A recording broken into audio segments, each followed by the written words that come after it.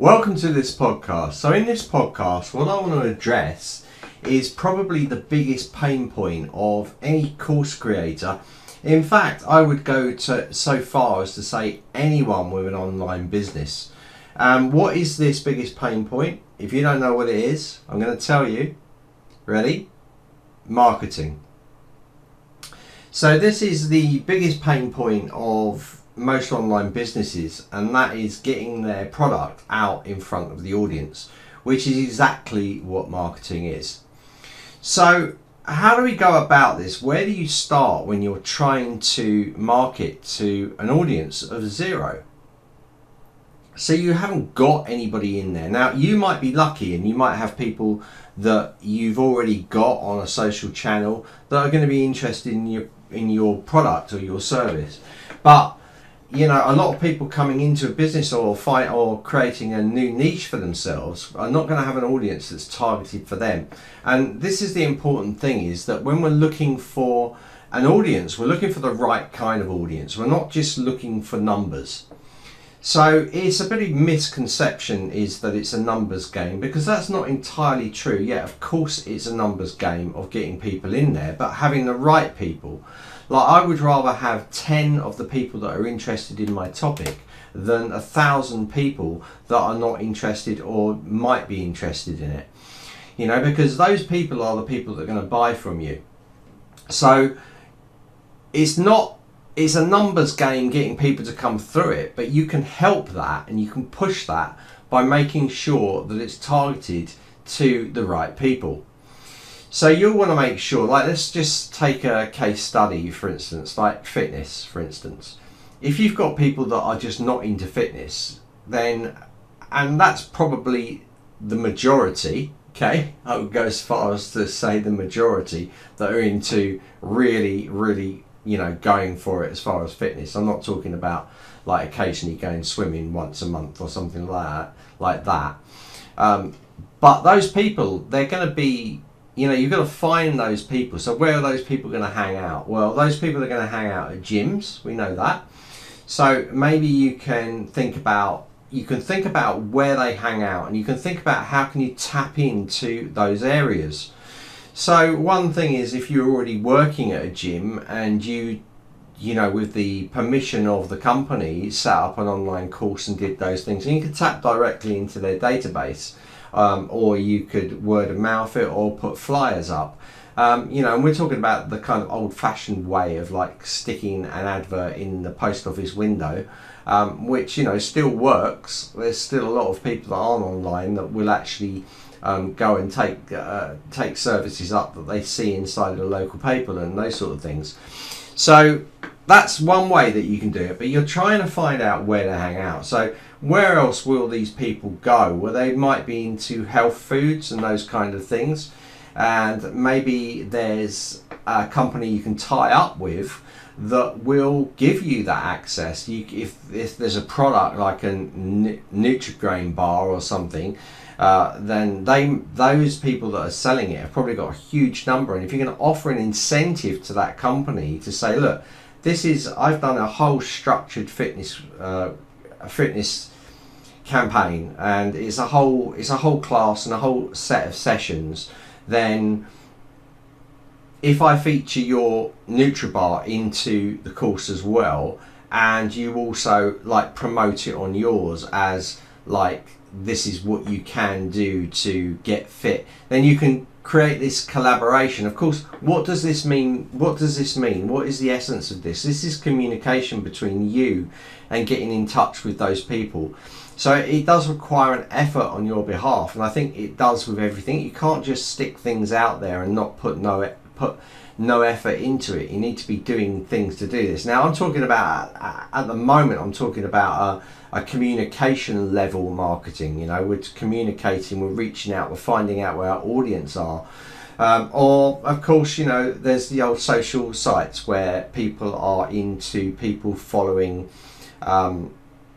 different healthy products. You can tap into that market. You can find out the users that are following, let's just use the NutriBar thing again, the NutriBar or the protein shake, you can actually find the followers of that on some of the social posts, and you can start to contact them, or you can start to follow them, and then they will see your stuff hopefully, and they will follow you, and then they will buy into it. So you're making a direct effort to try to create a connection between what they like, because you know that they'll like what you're doing.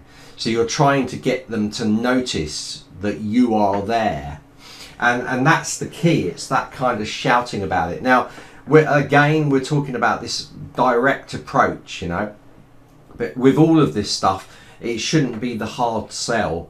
You know, you're not trying to do the hard sell here. You're trying to tell people that you're going to love this. You just need to go and see it, and you're just bringing it to the forefront for them.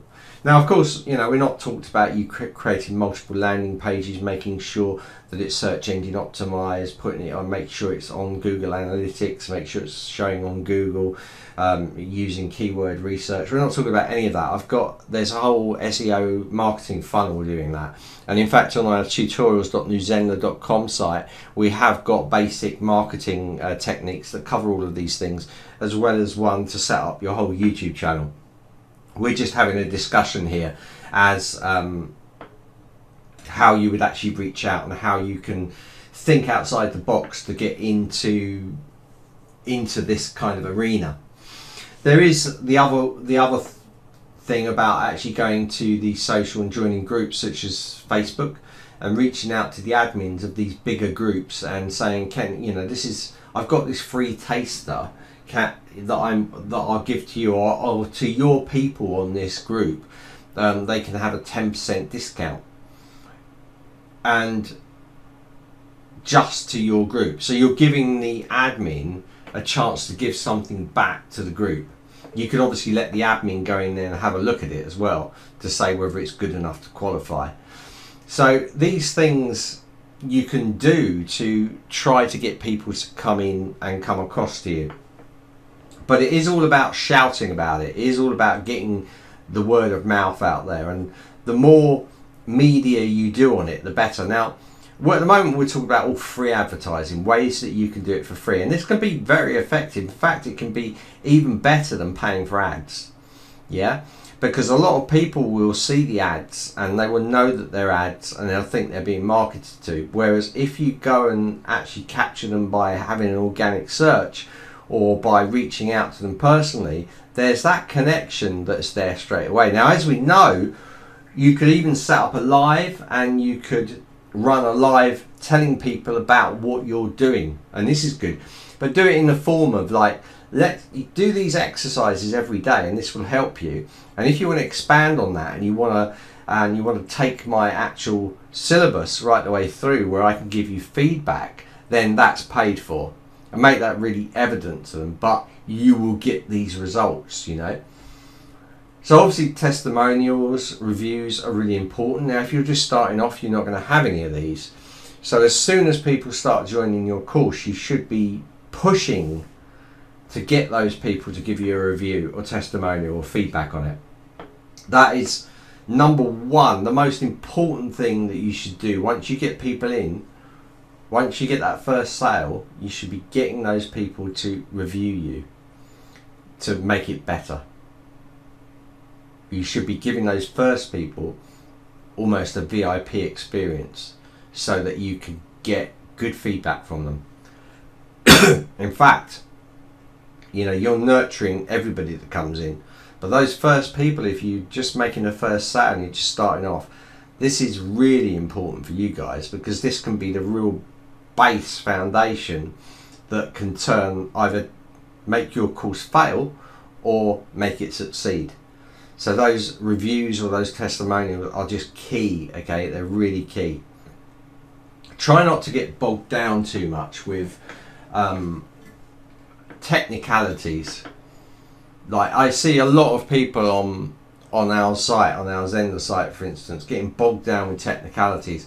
Oh, you know, they'll say questions like, oh, but you know, you can you can download that video for free, and you can do that. And how do I integrate this? How do I integrate that? How do I get that to work with this to work with this to work to this to work? And you're like, the first question to those people is like, have you done this before? And they're like, no, this is the first time, but I've heard this is really good. But do you need it?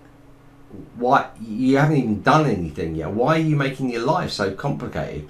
People tend, and I think, do you know what I think it is? I think it's like they almost want it to be too hard so they can turn around and go, oh, that was too hard.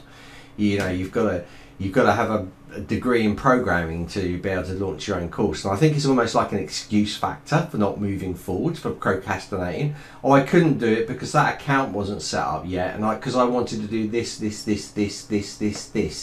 Like, but why?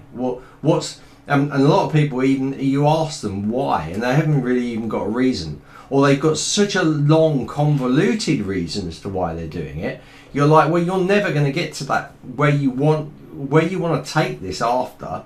You're never going to get to that because you're not even crossed the bridge yet. You haven't even opened the gate yet. So why are you doing all this elaborate stuff behind the scenes when really all you need is a basics course with a video, with maybe a community and a discussion, and that's it. and one or two automations. Why are you throwing in all this other stuff as well, all these spanners, and making it so much harder to pick it up and run with it, rather than a self-contained perfect little package that people can just tap into?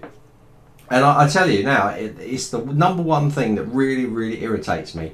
And I'm being absolutely honest with you here, but I run courses, and I make thousands on my courses, and they are very simple. I have communities, but on many of the courses I don't even have a community, I don't even have a discussion. I just have a video in there and maybe some text, and that's it. But my sales pages has a lot of information on them, and I will always ask for a review. And I have a Facebook group that I monitor, and that I have, and actually a lot of my students actually moderate it for me, and they will ask for reviews and testimonials. So that's all I do. I don't use ActiveCampaign, I don't use ConvertKit, I don't use Zapier, I don't tie things into Google Sheets, and I don't bother with that. I make sure the things that I want are doing, the main bulky things. Of course it's tied into analytics. Of course search, and of course the search console. Of course my pages are all SEO'd as good as they can be. Of course my media all links up inside of everything and across the different platforms. Of course, this is something I do.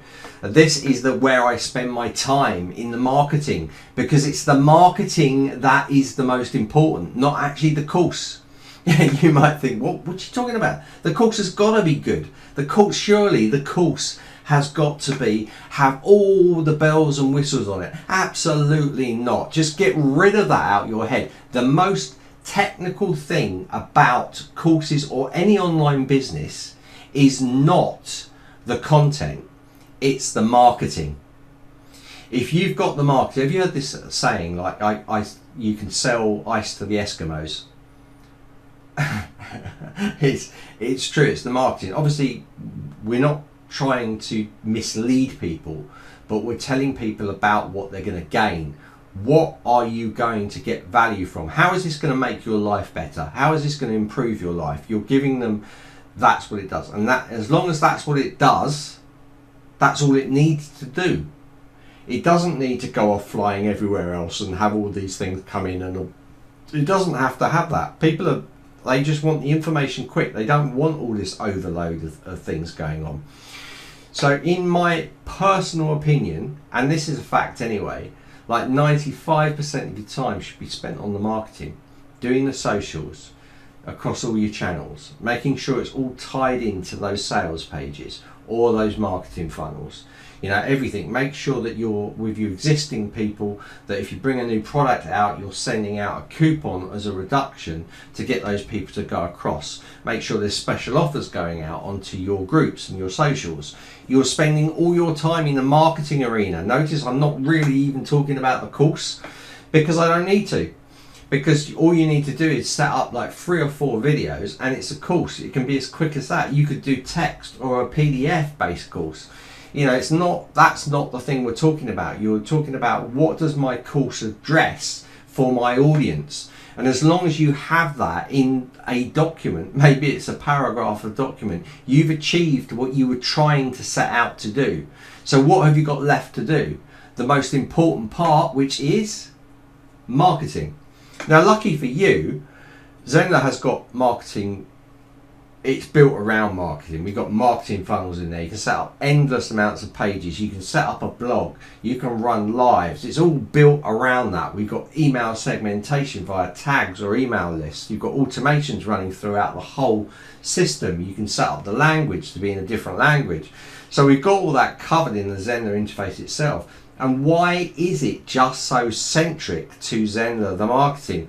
Because, like I said to you right at the beginning, the biggest pain point of anybody, course creator or a product launcher, is the marketing. That's the number one pain point. And that's what we're trying to address here. So get it out of your head that your course, your product has to be overcomplicated. Make sure that it solves someone's core pain point. And as long as it does that, it's ready.